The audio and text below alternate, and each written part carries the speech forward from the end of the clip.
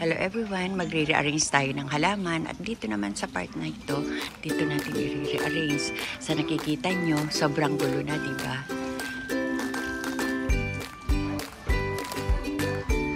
At yung yellow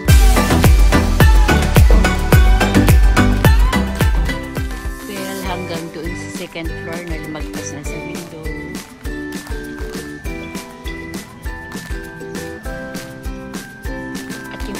Kung saan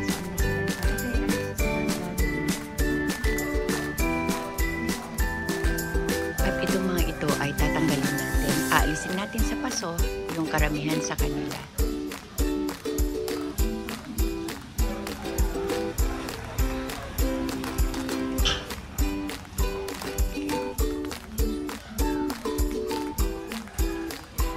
Pagka sa part lang na yan ang kaya ni Lola sa ngayong araw, o baka hindi ko pa ito matapos. Okay, tara na.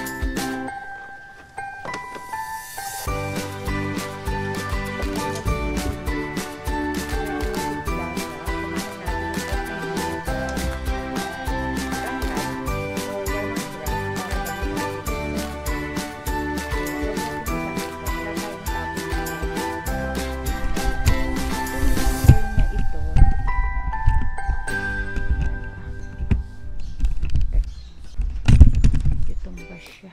Okay. Ito naman fern na ito. Butterfly fern. Ito huwag natin alisin. Magiging new babies ito. Magkakaroon na sprout at dadami itong ating butterfly fern. Hindi namin pinakita. Pwede natin itulungan dito. Pag meron na tayong panahon para maglipat, pwede natin siya patuloy para ilipat natin sa ibang part at magiging new babies ulit. New fern.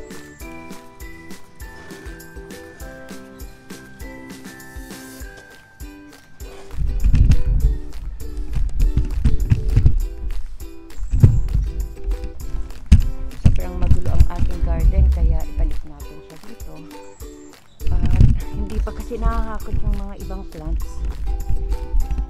Kaya wala pang mapaglalagyan sa iba.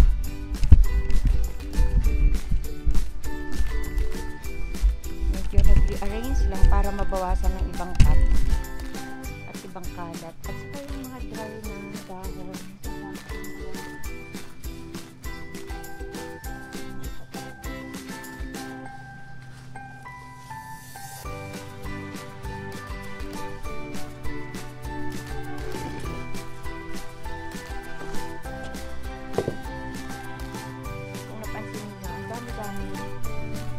Oregano sa paligid.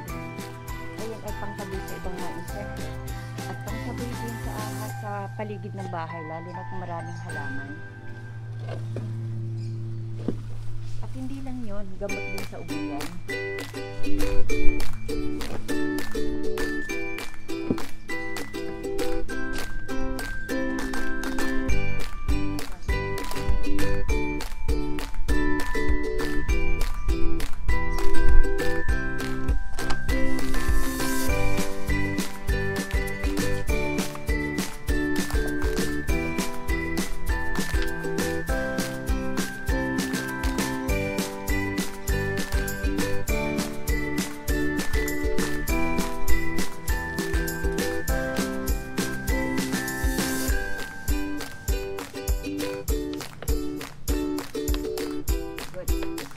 Madaming pawis pa bago ayos ang ating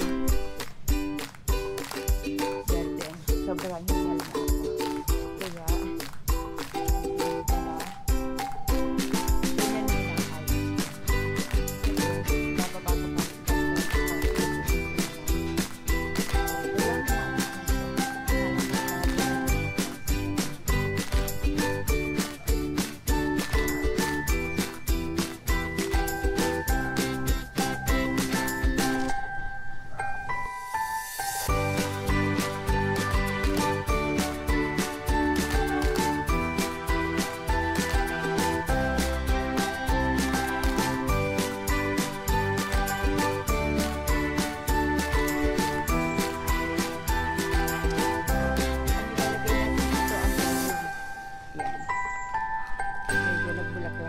Itong anthurium na ito, sila yung matitibay sa lilim.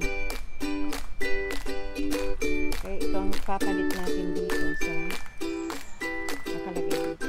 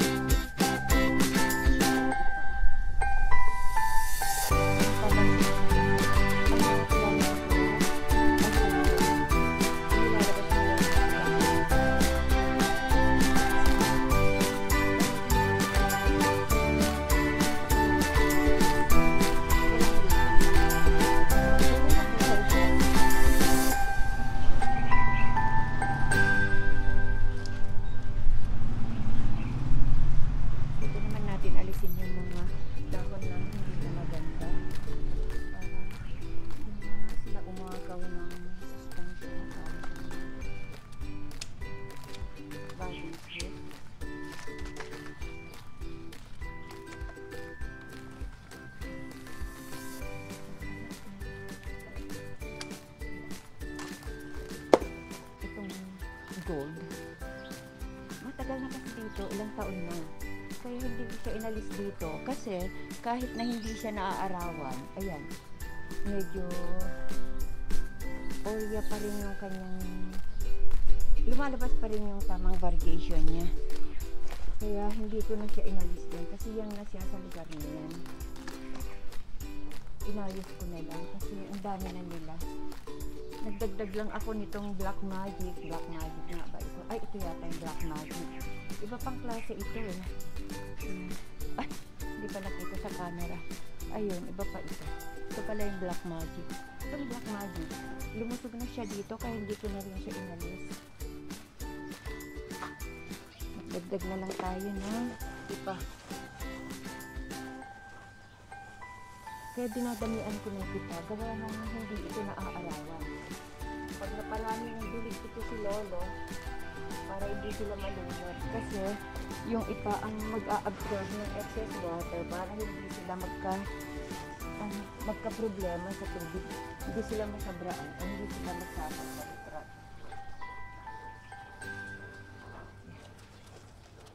Pero syempre, lagyan din natin siya ng loam soil para naman lumusog din sila.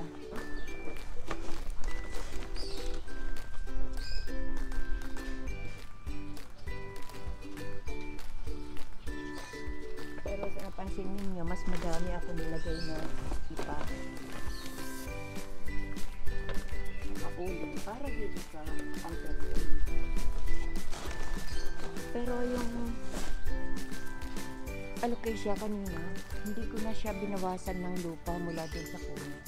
Inalisan ko lang siya ng paso at asas na na itinanim ko. Kasama na yung mga dati nilang garden soil o lupa. Ano nakaharap sa kanila o doon na naka-ugat. Ito naman, nung graduation ng aking bunso sa UP Diliman, hiningi ko ito sa guard. Kaya ito hindi pwedeng mawala sa akin. Ito naman hiyang siya dito sa lugar na to, kaya magtira lang tayo ng konti. Kahit na tinatapak-tapakan kasi ng pusa ito, hindi ito namamatay. Tingnan niyo yung dahon. Sobrang tibay itong halaman na ito. Sama lang natin dito. Matibay naman.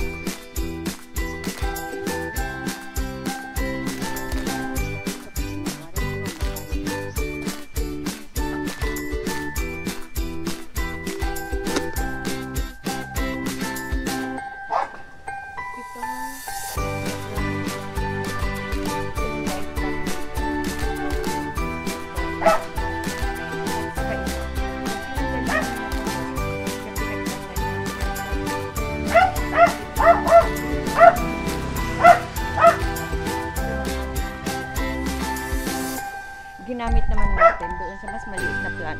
So ito yon. Medyo makalat ang garden ko kaya pasensya na. Ito na yung ating ginawa, hindi masyadong nagbago, diba? Na i-transplant lang sa mas malaking paso itong si rubber tree na may tumubong sili. Ayan. Inilipat lang natin ng mas malaki gawa nung lang nagkaroon siya ng mga bagong sanga. O, tignan naman ninyo, ang dami niyang bagong sanga. 3 agad.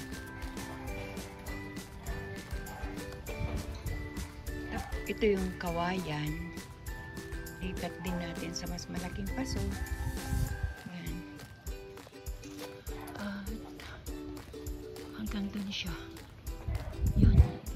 Ito naman yung ating mga alocasia at saka mga anthuriums.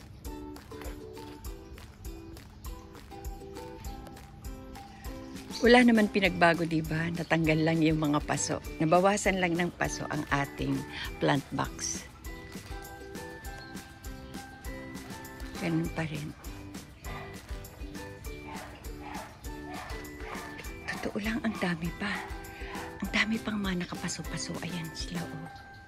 Kaya papamigay ko na nga yung iba. Ito lang muna yung pangsamantalang natapos natin ngayon. At pag may napapansin kayong tubig dyan, inuman ng mga stray cats na alaga namin. Kailangan din, pinapalitan lagi yan, baka pamugaran ng insect o kaya kiti-kiti na pagmumulad ng mga lamok. Kaya kailangan din yan, laging pinapalitan.